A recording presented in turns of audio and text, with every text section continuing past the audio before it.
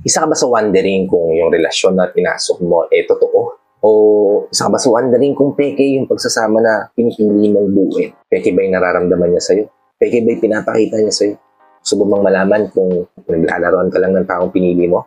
Well, if yes ang sagot mo kapatid, saktong-sakto tong video na ginawa ko ngayon para sa'yo. Dahil ang pag-uusapan natin today ay ang 7 bagay kapatid na magde-determine na peke yung pagmamahal na pinaparamdam sa'yo ng taong pinili. Kung interesado kang malaman kung ano yung 7 bagay na ito, tara kapatid, pag-usapan natin. Just keep on watching.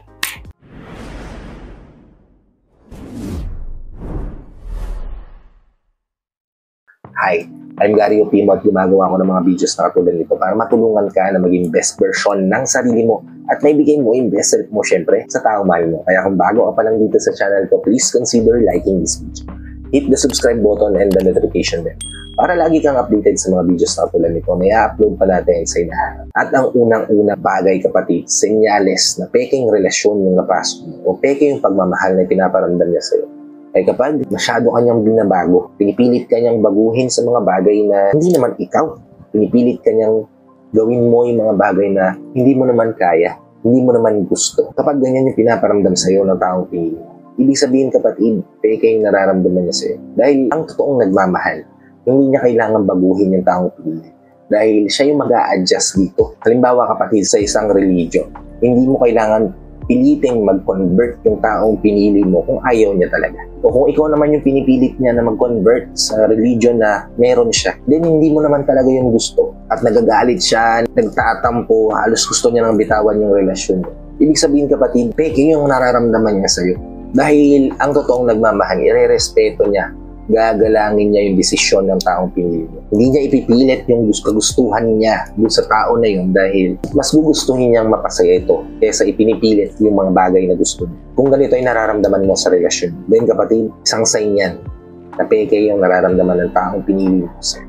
Okay? Proceed tayo sa ikalawa, which is minamanipula ka niya. Pinapaikot ka niya sa mga kamay niya. Inokontrol niya yung buhay mo.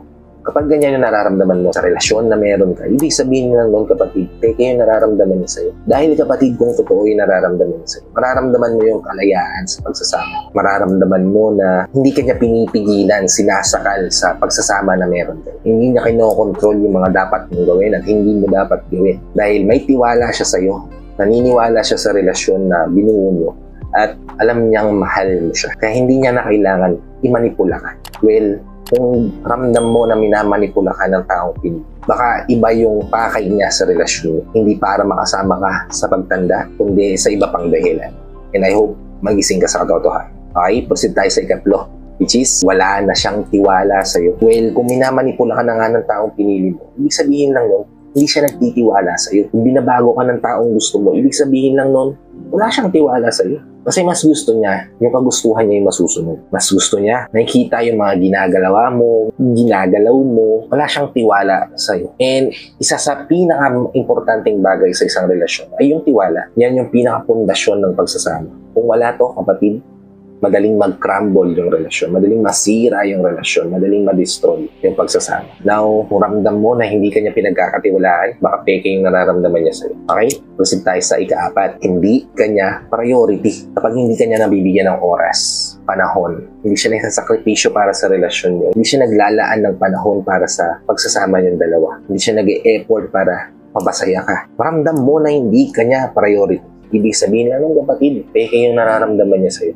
Dahil alam naman natin na ang toong nagmamahal, naglalaan ng oras, panahon, nagsasakripisyo, nagbibigay ng effort, nagpaparamdam ng pagmamahal, malayo man kayong dalawa o malapit sa isa't isa. Now, kung hindi niya na ipaparamdam to, hindi ka niya na priority, mas inuuna niya yung maraming bagay kaysa sa'yo. Mas binibigyan niya ng panahon yung mga hindi importanteng bagay kaysa sa'yo. Ibig sabihin lang ng kapatid, you are being taken for granted. Gusto ka lang niya na nasa tabi niya dahil sa ganitong dahilan. And ayokong maramdaman mo yun kapatid. Kasi kapag naramdaman mo yun, ibig sabihin lang nun maling tao yung napili. And ito sa sign kapatid, na peke yung pagmamahal ng taong yan sa'yo.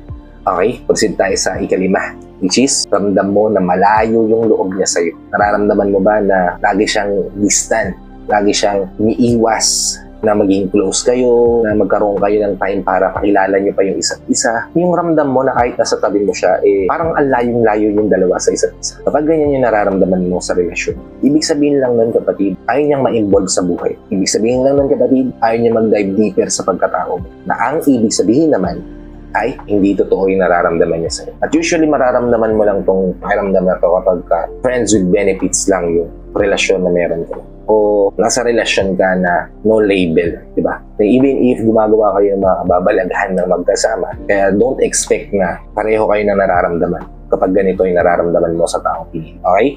Proceed tayo sa ika-anim, which is ramdam mo na hindi talaga siya interesado sa'yo. Peking pagmamahal ang ibig sabihin nun, kapatid. Kapag yung taong pinili mo, lahat ng nababanggit niya na qualities na gusto niya sa isang tao, wala sa'yo. Or nararamdaman mo na hindi siya nagagandahan sa'yo, hindi siya na-sexihan sa'yo, hindi siya na-fall sa mga unique traits na meron ka. Hindi ka niya pinapahalagahan, hindi ka niya binibigyan ng oras, hindi ka na pinapriority, hindi niya pinaparamdam sa'yo na importante ka para sa kanya. Then kapatid, ibig sabihin lang nun, peke yung nararamdaman niya sa'yo. Kasi ang totoong nagmamahal, kahit nakapikit ka, ramdam mo na mahal ka niya. Tama, di ba? Kahit malayo siya, mararamdaman mo na may taong handang sumuporta, tumulong, magparamdam sa'yo na nandyan siya sa tabi mo. Kasi nga, mahal ka niya.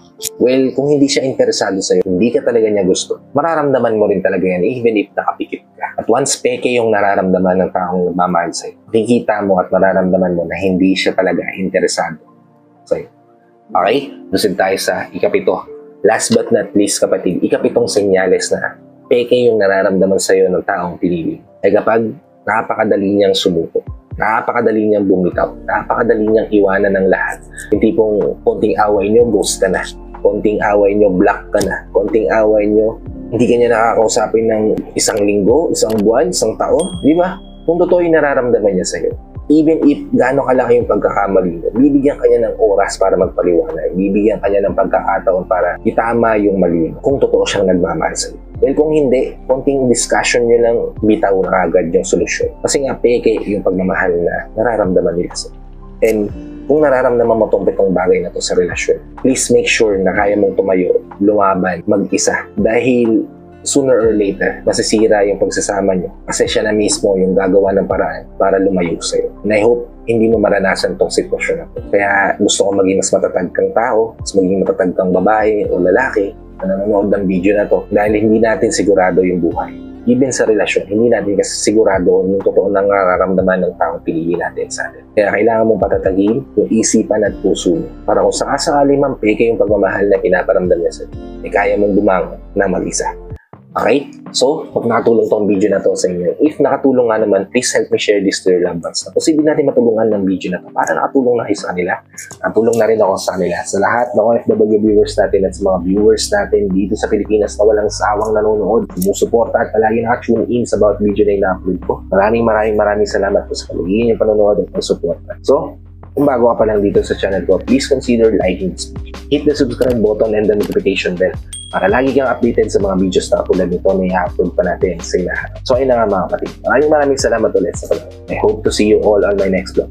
Ingat ka dyan palagi kapatid. May God bless you. Peace.